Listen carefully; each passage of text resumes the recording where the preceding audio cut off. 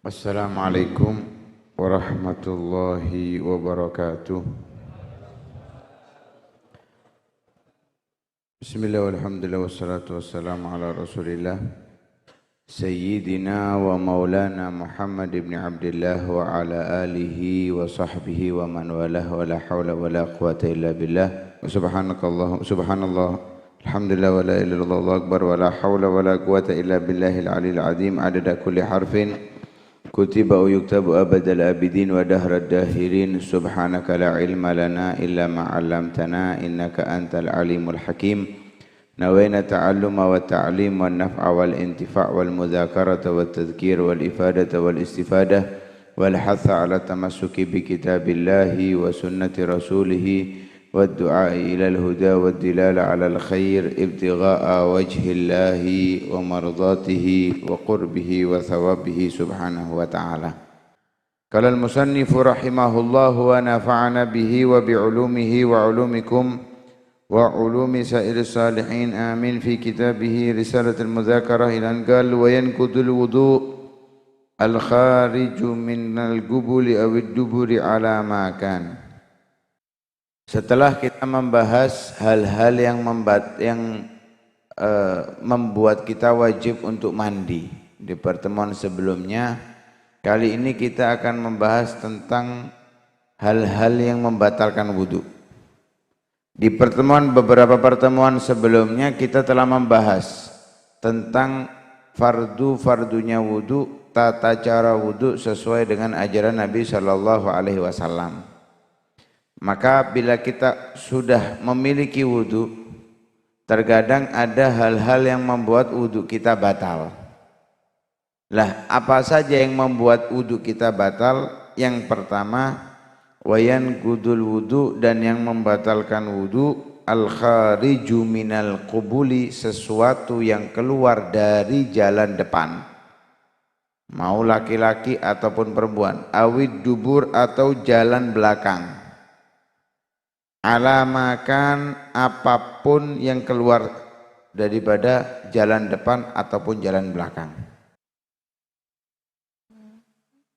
Ketika seseorang yang sudah memiliki wudu, dia bisa melakukan segala macam yang diajarkan, yang diperbolehkan untuk dia lakukan, seperti sholat, menyentuh Al-Quran, tawaf, dan hal-hal yang lain ketika dia sudah memiliki wudu. Tapi ketika terjadi salah satu daripada sebab yang membatalkan wudu, maka hal-hal yang tadinya diperbolehkan kembali dilarang. Yang pertama, ketika keluar sesuatu dari jalan depan maupun jalan belakang. Kencing, dari jalan depan kencing, atau madhi. Biasanya kalau orang habis angkat-angkat berat, capek, itu biasanya keluar cairan nggak banyak, nggak seperti ngompol gitu, enggak. Sedikit. Nah, itu sama, itu juga membatalkan wudu. Atau angin, dari jalan depan keluar angin, kok iso? Ya iso. Mungkin nggak semua pernah mengalami. Ada orang-orang yang sering bertanya, itu menanyakan hal itu. Jadi keluar angin dari jalan depan, baik laki-laki ataupun perempuan sama. Atau keluar darah, misalkan, juga sama, membatalkan wudu. Bukan darah haid, bukan darah nifas, keluar darah, maka juga sama membatalkan wudu. Ini jalan depan. Jalan belakang, keluar kotoran atau kermin. Jadi ini gara-gara mari mangan klopo metune kermi, ngono biyen jaman cilikku biyen.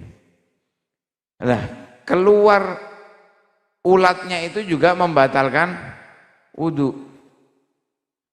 Orang yang ambeien, tapi posisi ambeyennya di bagian dalam, batas dalam, di dalam lubangnya. Itu ketika keluar darah membatalkan wudu. Termasuk juga yang membatalkan wudu. Lah,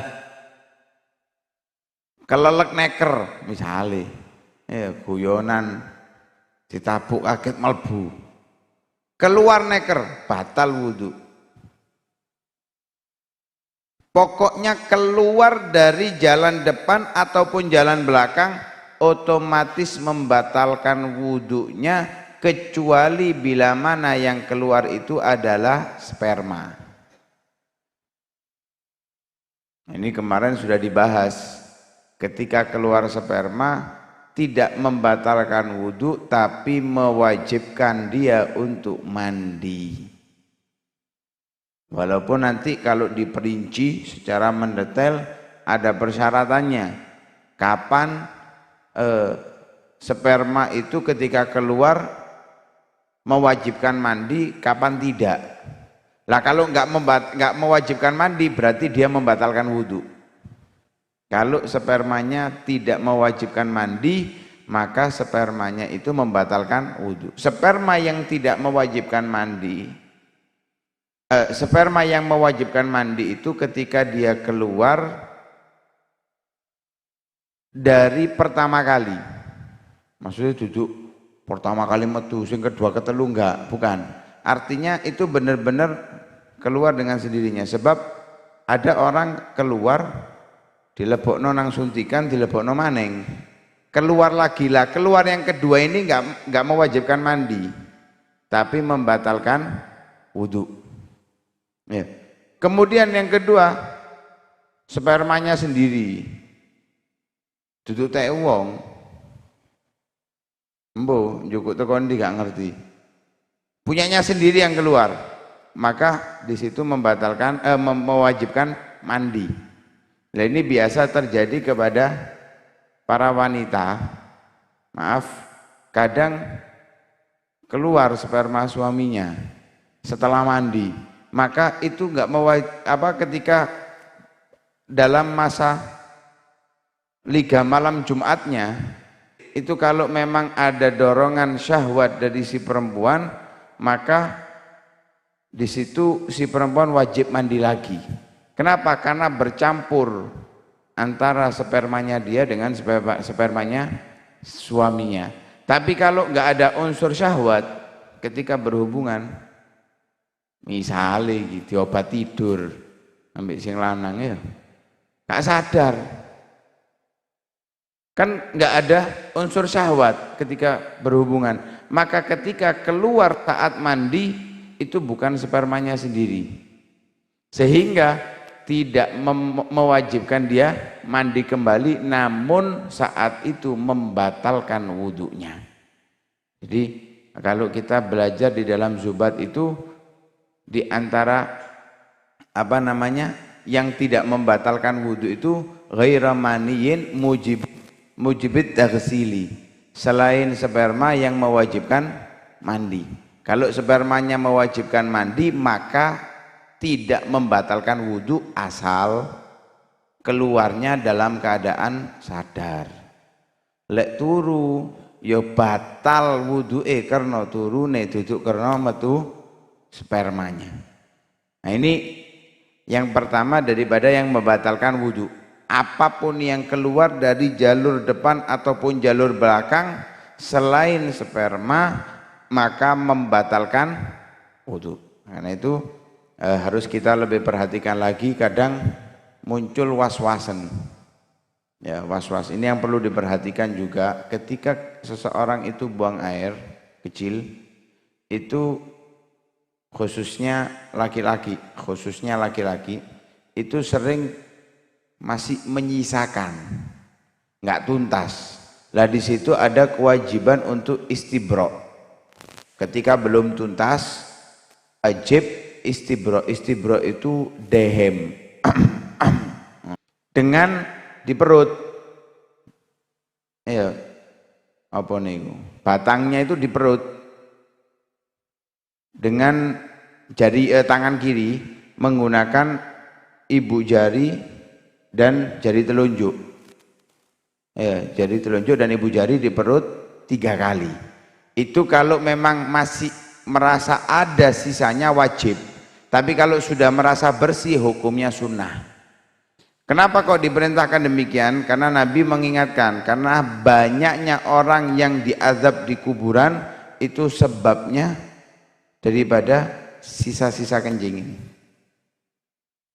Sisa-sisa kencing, karena itu perlu diperhatikan, sangat perlu diperhatikan dalam hal itu agar benar-benar ketika dia sudah wudhunya betul-betul sah, ya betul-betul sah.